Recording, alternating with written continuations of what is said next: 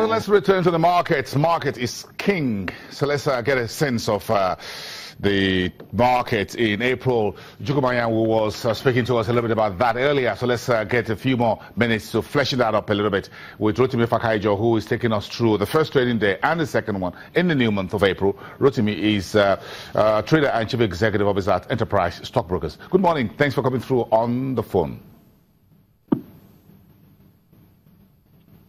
Okay, Rotimi, the key question is this. We're starting a new month and looking like a little bit of a quiet Monday to start the new month. What does this tell you about what's left in the week and the outlook for the new month of April? Well, we won't saying yesterday, the outlook for the week is not really good at all. I was talking with a few of my colleagues yesterday. They were asking what is likely to be the outlook for the month. It doesn't really look good because there is nothing really exciting in the earth. The earning results have already come, and they had very little impact on prices, except a very few ones. And some results were disappointing. Even the ones that were outstanding, they still didn't have much impact on the market. So the outlook isn't very, very encouraging at all.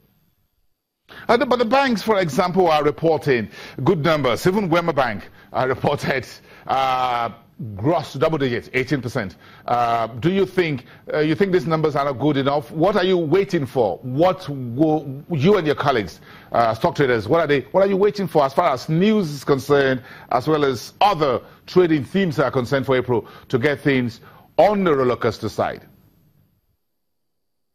Well, I think the way things are is we still here and there. We discuss among ourselves, and we can't really put exact expectations to what we have seen already.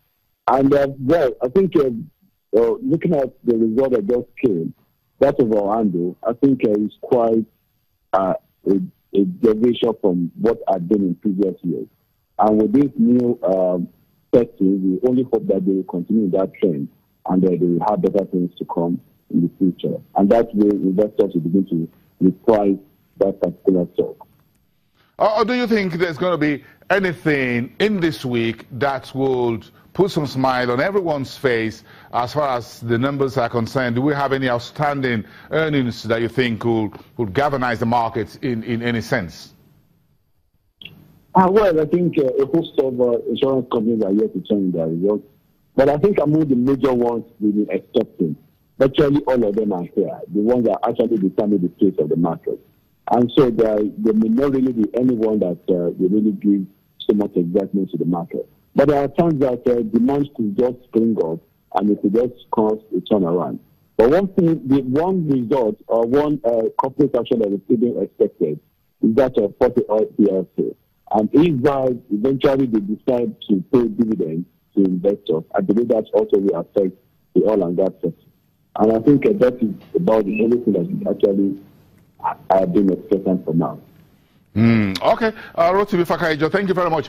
We understand the earnings from Forte Oil should be hitting the markets in the next couple of days. That will be one of the early birds in the oil and gas sector. Yesterday, insurance numbers are being expected. You hear that? That sector went up yesterday by 1.1%. That is an indication of what could be coming to the market. Yesterday, AXA Bank said across the market here in Lagos today, Stanbic IBTC, one of Nigeria's tier 1 commercial banks, will ring the closing bell at 2:30. We'll hear from the management of the bank, shaking off the 2014-2015 numbers and moving forward into new territory. We'll hear from the bank later in the day at 2:30 Nigerian time. Don't miss that.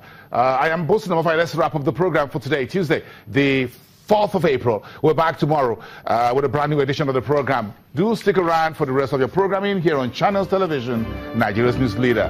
Bye for now.